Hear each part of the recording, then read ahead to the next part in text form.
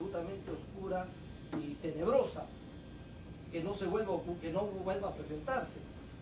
Los videos de la corrupción, esto es de Vladimiro Montesinos y el presidente de entonces, fundamentalmente demostraban cómo el poder político había invadido las esferas del poder judicial y del Ministerio Público, y veíamos cómo desfilaban varios magistrados de diversas instancias por esta salita famosa del CIN, comprometiendo sus decisiones. Existían noticias y videos que aseveraban, y comentarios de jueces de entonces, que aseveraban que las resoluciones en algunos procesos se hacían en la fábrica. La fábrica era el CIN, donde había un conjunto de abogados que proyectaba a instancias del asesor Montesinos algunas resoluciones.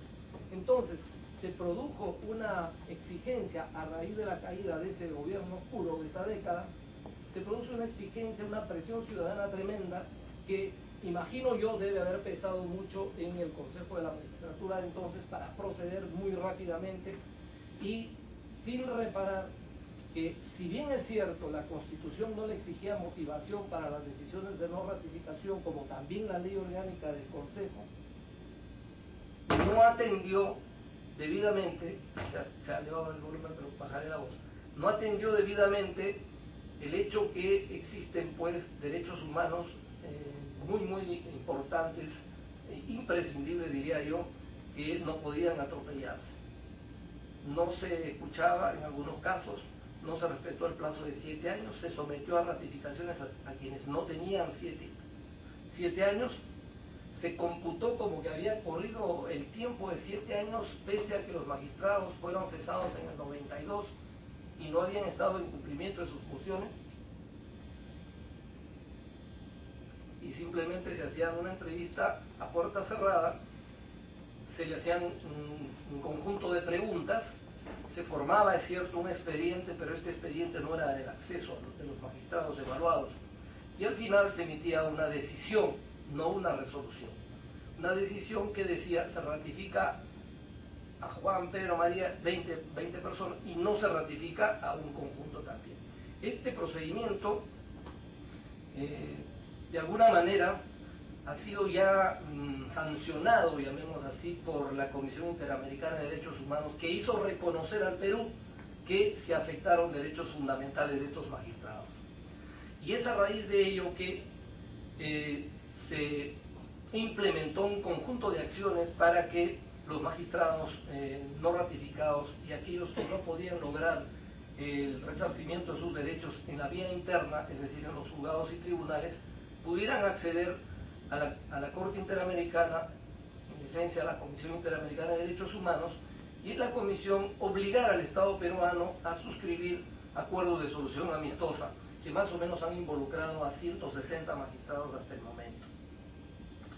Los no ratificados por el anterior Consejo sin la debida motivación suman aproximadamente 285 magistrados. Estas acciones dieron lugar, como ya más o menos lo he adelantado, a que algunos magistrados lograran, vía acciones de amparo o procesos de amparo constitucionales, su reincorporación, pero sometiéndolos a una nueva evaluación en el tiempo oportuno. Y el Consejo, a partir de junio, en la sentencia llamada así Álvarez Guillén, a partir de junio de 2005, tuvo que reordenar y rehacer sus reglamentos para hacerlos adecuados al conjunto de garantías que gobiernan el debido proceso.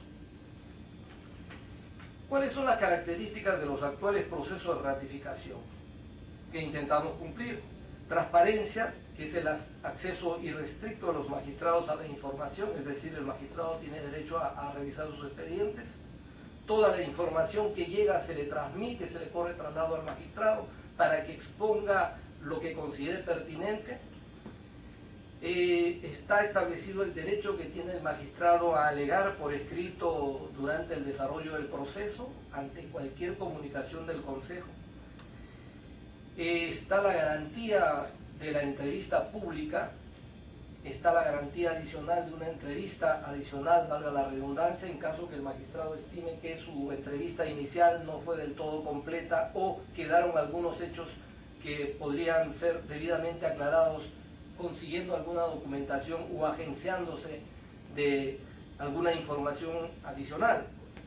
Y está la debida motivación de las resoluciones, y está también la implementación de algo que no había hasta 2005 y hasta el 2006, inclusive con el actual Consejo, se implementó el llamado recurso extraordinario, que es en esencia una reconsideración, pero este recurso extraordinario tiene algunas exigencias relacionadas con el respeto al debido proceso. El magistrado que es afectado en su procedimiento y obtiene una resolución negativa de ratificación tiene derecho a este recurso extraordinario, pero tiene que tratar de acreditar alguna afectación a sus derechos fundamentales, esencialmente del debido proceso. Con la decisión que se adopta después del recurso extraordinario, ahí concluye definitivamente nuestro proceso en el caso de que la decisión hubiera sido negativa, y se publica y el asunto ha concluido a nivel del Consejo de la Magistratura. Los rubros de evaluación son muy claros, deben mejorar, estoy seguro que tienen que mejorar. En el aspecto de la conducta, repito que los dos rubros son conducta e idoneidad. Y en el aspecto de la conducta, el Consejo ha establecido en su reglamento algunos indicadores o parámetros de evaluación.